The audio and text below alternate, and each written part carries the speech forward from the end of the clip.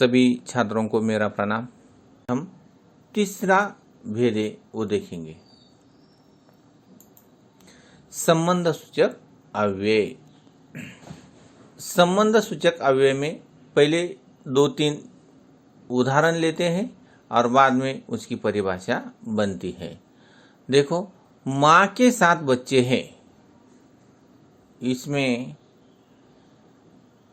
माँ इस शब्द को जोड़कर के साथ ये शब्द आया है, या माँ का बच्चों से संबंध जोड़ने वाले शब्द, इसे संबंध जोड़ने वाले शब्द को संबंध सूचक अव्यय कहते हैं।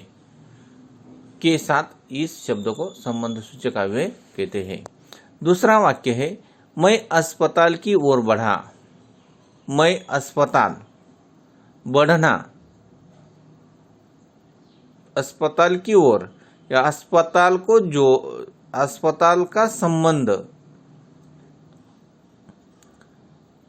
जोड़कर बताया है। बढ़ना अस्पताल के साथ वो शब्द आए हैं और वो अस्पताल का संबंध दूसरे शब्द के साथ संबंध जोड़ते हैं, तो उसे संबंध सूचक अव्यय कहते हैं। तीसरा, कल रात भर बारिश हुई।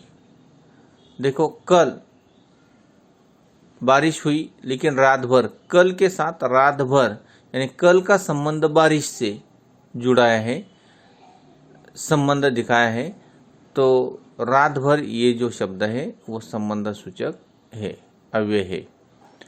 भोजन से पहले हाथ धोने चाहिए। भोजन से पहले, भोजन और से पहले यानी भोजन के साथ जोड़कर आया है, भोजन का संबंध हाथ धोने से दिखाया गया है। इन शब्दों को संबंध सूचक अव्यय कहते हैं। देखो, इन 4 वाक्यों में के साथ, की ओर, रात भर, पहले, ये अव्यय संज्ञा या सर्वनाम के साथ जोड़कर आए हैं और यह संज्ञा या सर्वनाम का संबंध एक दूसरे के साथ दिखाते हैं, उसे संबंध सूचक अव्यय कहते हैं। तो उसकी परिभाषा किस तरह बनती है ये हम देखते हैं कि जो अव्यय संज्ञा या सर्वनाम के बाद आकर उस संज्ञा या सर्वनाम का संबंध वाक्य के दूसरे शब्द के साथ जोड़ते हैं, उन्हें संबंध सूचक अव्यय कहते हैं। इस तरह तीसरा जो भेद है संबंध सूचक अव्यय। अभी चौथा और अंतिम अविकारी शब्द का चौथा भेद है विस्मयादिबोधक अव्यय। इसके भी 4 उदाहरण लेते हैं और बाद में परिभाषा समझ लेते हैं। देखो, पहला, अरे वाह तुम्हारा पहला नंबर आया। इसमें जो वक्ता की जो भावना है, वक्ता की जो भावना है या भाव है, अरे वाह तुम्हारा पहला नंबर आया, इस वाक्य में आनंद की जो भावना है वह हमें दिखाई देती है वक्ता के चेहरे पर, तो उसे हम विस्मयादिबोधक अव्यय कह सकते हैं। यहाँ हाय बेचारा रामू अनाथ हो गया, कोई गुजर गया होगा, रामू की माँ, रामू के पिताजी, इसलिए यहाँ दुख की भावना है। तो ये भावना इस वाक्य से हमें समझते हैं, तो उसे विस्मयादिबोधक अव्यय कहते हैं।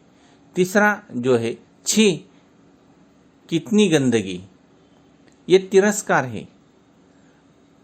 तिरस्कार की भावना इस वाक्य से हमें दिखाई देती है, तो उसे विस्मयादिबोधक कहते हैं। चौथा वाक्य, अच्छा तुम आ गए, तो यह स्वीकार बोधक है, स्वीकार बोधक है, इसीलिए इसे हम विस्मयादिबोधक अव्यय कहते हैं। तो इन चार वाक्यों में आनंद, दुख, तिरस्कार और स्वीकार यह भावना वाक्य से प्रकट होती है, उसे विस्मयादिबोधक अव्यय कहते हैं। तो परिभाषा किस तरह बनती है यह हम देखेंगे कि जो अव्यय का संबंध वाक्य के किसी पद से नहीं होता, परंतु जो अव्यय वक्ता के आनंद, भय, हर्ष, शोक, तिरस्कार, घृणा आदि भाव व्यक्त करते हैं, उसे विस्मयादिबोधक अव्यय कहते हैं।